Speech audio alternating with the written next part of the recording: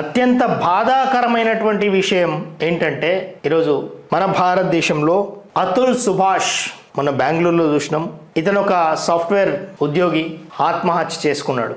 If justice denied throw my Ashes in gutter near court అని చెప్పేసి ఈరోజు అన్ని మీడియా ఛానల్స్లో వస్తున్నటువంటి విషయం.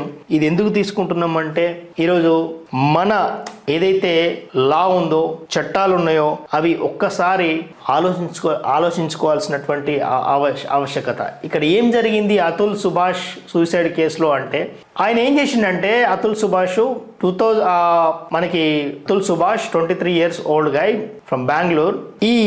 ఇతను 24 పేజీల ఒక సూసైడ్ నోట్ రాసి చనిపోయాడు.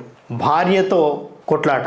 ఈరోజు చూస్తున్నాము మన భారతదేశంలో మహిళలకే ఎక్కువగా ప్రాధాన్యం ఇస్తుండే. మనకి ఇంతకుముందు వివాహం జరిగిన తర్వాత, లేకపోతే మ్యారేజ్ విషయంలో కావచ్చు, మ్యారేజ్ అయిన తర్వాత డైవర్స్ కేసులో విషయాల్లో కావచ్చు, మహిళలకి ఎక్కువగా ప్రాధాన్యత ఇస్తుండే. ఎందుకంటే మహిళలకి హరాస్మెంట్ కేసు 498A ఏదైతే ఉందో ఇది చాలా ఎక్కువగా ఒకప్పుడు ఎక్కువగా ఉండే.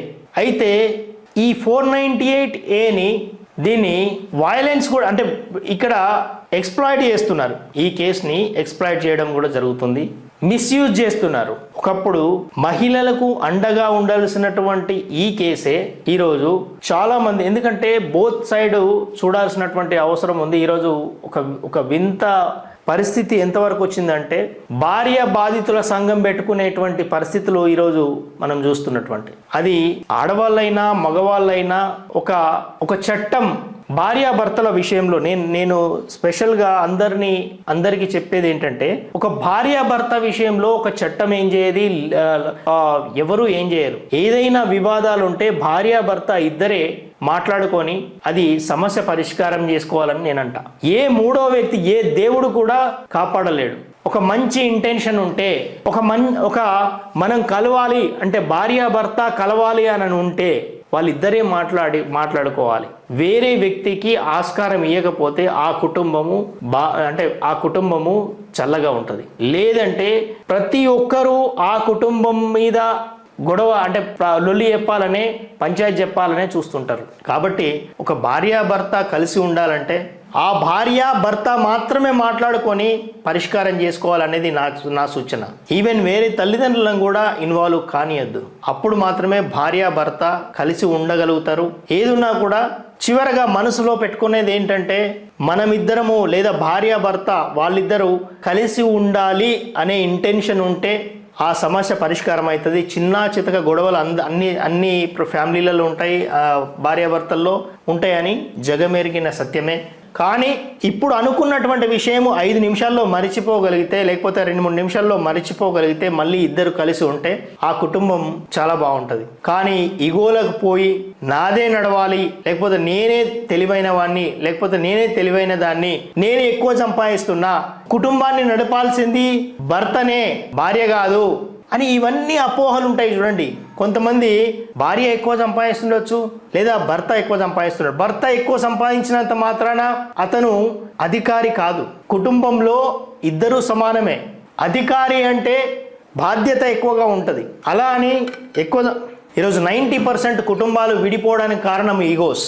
ఆ కుటుంబంలో ఉన్నటువంటి మంచి చెడులు, ఆ కుటుంబంలో ఉన్నటువంటి ఇద్దరు సరైనటువంటి అవగాహన లేక, వాళ్ళిద్దరూ మాట్లాడుకోలేక, ఇట్లాంటి నువ్వు ఎక్కువ సంపాదిస్తున్నావు, నేను ఎక్కువ సంపాదిస్తున్నా, లేకపోతే మీ వాళ్ళు ఇట్లా అన్నారు, మా వాళ్ళు ఇట్లా అన్నారు, ఇవన్నిటి వల్లనే కుటుంబం చిన్న భిన్నమవుతుంది. అంటే సంసారం చిన్న భిన్నం అవుతుంది.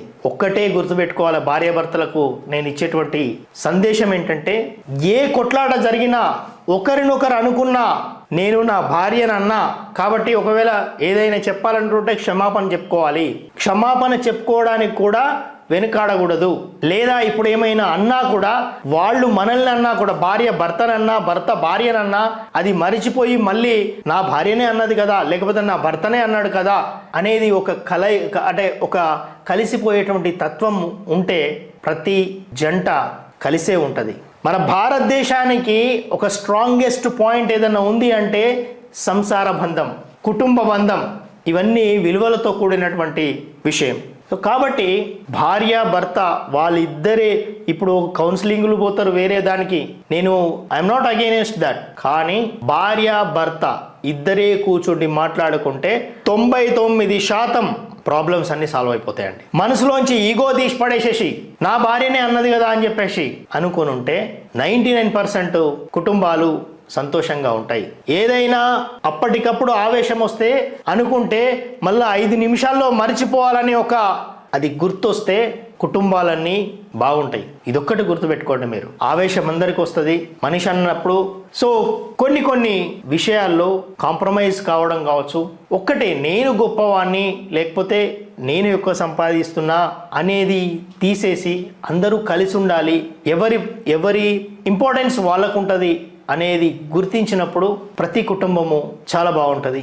ఇంకొకటి మన దగ్గర అంటే నేను గమనించినటువంటి విషయాల్లో ఒకటి చెప్తున్నాను. పెళ్లి కాకముందు లేకపోతే పెళ్ళి అయిన తర్వాత చాలా మంది మగవాళ్ళలో పెళ్ళాం చెప్తే వింటావా, లేకపోతే పెళ్ళాం నువ్వు ఇట్లా లొంగి ఉంటావు అట్లా లొంగి ఉంటావు, నా పెళ్ళాంను చూడు నేను ఇట్లా చేస్తా అట్లా చేస్తా అనేటువంటి రాంగ్ ఫీడింగు ఈ యువకులలో చొప్పించడం జరుగుతుంది. అది చాలా రాంగ్.